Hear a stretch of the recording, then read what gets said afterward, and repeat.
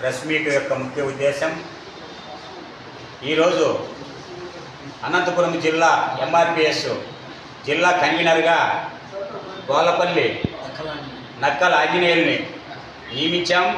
అదేవిధంగా వికలాంగుల సంఘం అధ్యక్షులుగా ఉమ్మడి జిల్లా అధ్యక్షులుగా అంకె నరసింహులు సునీల్, దాంతోపాటు ఈరోజు ప్రెస్ మీటు అనంతపురంలో నియమించడం, ఏదైతే మొన్న జరిగిన ఎన్నికల్లో స్వరాజ్య ఎన్నికల్లో మా రాష్ట్ర అధ్యక్షులు పేరుపోగు వెంకటేశ్వరరావు గారు చంద్రబాబు నాయుడు గారి ప్రభుత్వానికి, చంద్రబాబు నాయుడు గారికి మద్దతు ఇచ్చి అన్ని జిల్లాల్లోనూ తిరిగి కష్టపడి పనిచేసి మాదిగల ఓట్లేసి చంద్రబాబును గెలిపివ్వడం జరిగింది. ఆ సమయంలో చంద్రబాబు నాయుడు గారు మాకు ఒక మాట ఇచ్చాడు, మా అధ్యక్షుడికి ఎస్సీ వర్గీకరణ చట్టబద్ధత కల్పిస్తానని చెప్పని మాట ఇచ్చారు. ఎస్సీ వర్గీకరణతో పాటు ఏదైతే ఎన్నికల్లో ఏదైతే మాల మాదిగలకు సమితి స్థానం ఇచ్చి చంద్రబాబు నాయుడు గారు వాళ్లకు 15 మాకు 15 ఎమ్మెల్యే సీట్లు ఇచ్చినందుకు ఆయనకు ప్రత్యేకంగా కృతజ్ఞతలు తెలియజేస్తున్నాము. అదేవిధంగా ఎస్సీ వర్గీకరణ కోసం 30 సంవత్సరాలుగా అనేక ఉద్యమాలు చేసి అశువులు బాసినటువంటి అమరవీరులకు జోహార్లు అర్పించుకుంటూ ఈ నెల వచ్చే నెల 16వ తారీఖున నుంచి హిందూపూర్ నుంచి ఇచ్చాపూర్ వరకు రథయాత్ర చేయాలని చెప్పని మా రాష్ట్ర అధ్యక్షులు పేరుపోగు వెంకటేశ్వరరావు గారు రాష్ట్ర కమిటీ తీర్మానం చేసింది.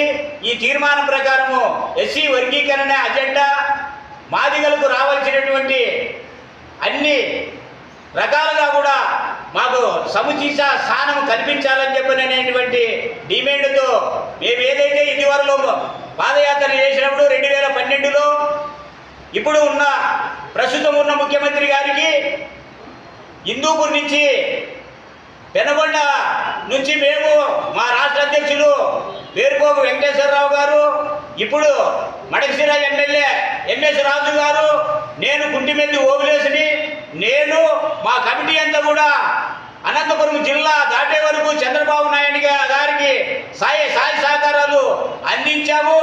అందుకే ఆయన ముఖ్యమంత్రి అయినప్పుడు దాదాపుగా ఆయన ఎస్సీ వర్గీకరణ చేయడం వల్ల 20,000-25,000 మందికి మాదిగలకి ఉద్యోగ అవకాశం కల్పించినారు. కాబట్టి ఇప్పుడే ఆయన మీద కృతజ్ఞత భావంతోనే మా రాష్ట్ర అధ్యక్షులు ఆయనకి సపోర్ట్ చేయడం జరిగింది. కాబట్టి ఇప్పుడు ఎస్సీ వర్గీకరణ ఖచ్చితంగా చట్టబద్ధత కల్పించి ప్రధానమంత్రి కూడా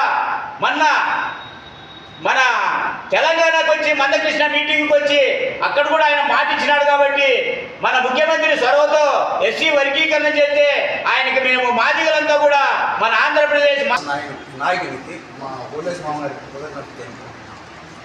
అదేవిధంగా ఈ ఎస్సీ వర్గీకరణ కోసం చాలా కష్టపడుతున్నాం మా కులస్తులంతా. అందుకోసం మాకు ఛాయశక్తిలో పోరాడి మా అన్న పెరుగుబో వెంకటేష్ గారు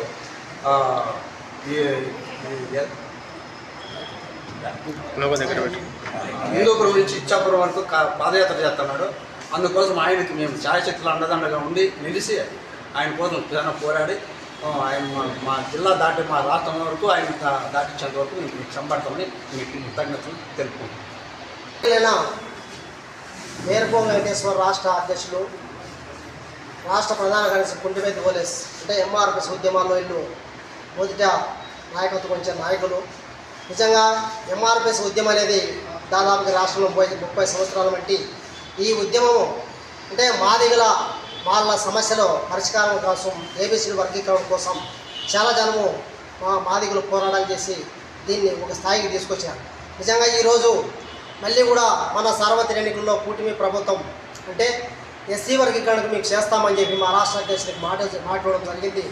కాబట్టి అయ్యా ఏబీసీ వర్గీకరణ మీరు చేస్తే మా కులం అంటే మాదిగలు అంతా కలిసి ఐక్యంగా ఈ కూటమి ప్రభుత్వానికి మేము అండదండలుగా ఎన్నుకున్నాం, మేము సపోర్ట్ చేస్తామనే దాంతో మాట ఇచ్చిన తర్వాత ఎన్డీఏ కూటమి అంటే అధికారంలోకి వచ్చి నారా చంద్రబాబు నాయుడు ముఖ్యమంత్రి అయిన తర్వాత అంటే ఏబీసీ వర్గీకరణ కేంద్రంలో నరేంద్ర మోడీ నాయకత్వాన్ని తీసుకొని పోయి అఖిలపక్షాన్ని తీసుకొని పోయి ఏబీసీ వర్గీకరణ తీసుకొస్తాడనే ఆశతో మేము నిజంగా ఆయనకి కృతజ్ఞతలు ఇప్పుడు కూడా మా పార్టీ మా ఎమ్మెల్యే కూడా ఎస్సీ ఎమ్మెల్యే ఎంపీల ద్వారా కూడా కృతజ్ఞతలు తెలుపుతున్నాం.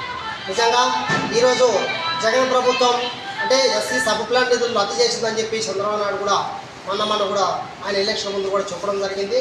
కాబట్టి నారా చంద్రబాబు నాయుడు గారు మళ్ళీ రాష్ట్రంలో ముఖ్యమంత్రి అయిన తర్వాత ఎస్సీ సబ్ ప్లాన్ ఎస్సీ అంటే ల్యాండ్ డెవలప్మెంట్ కానీ లేదా ఎన్ఎస్ఎఫ్డిసి కానీ లేదంటే గాది రకరకాలుగా అవన్నీ పథకాలను రద్దయినాయి కాబట్టి దాన్ని మళ్ళీ కూడా పునరుద్ధరించి మళ్ళీ మా ఎస్సీలకి అభివృద్ధి పథంలో నడిపిస్తారని చెప్పి చంద్రబాబు నాయుడు గారికి మా రాష్ట్ర అధ్యక్షులు కృతజ్ఞత సభ అంటే హిందూపురం నుండి ఇచ్చాపురం వరకు ఈ సభను విజయవంతం చేసి ఆయన కృతజ్ఞతలు సభను జయప్రదం చేయవలసిందిగా మమ్మల్ని ఆదేశాల మేరకే మేము ఎన్జిఓ మీటింగ్లో ఈరోజు పాత్రికేయుల మధ్యన ఈ సమావేశం జరిగినందువల్ల ఈ అవకాశం మీ పెద్దరికి మా కులస్తులకి పాత్రికేయులకి అందరికీ ధన్యవాదాలు తెలుసుకుంటూ నేను నిర్వహించుకుంటాను.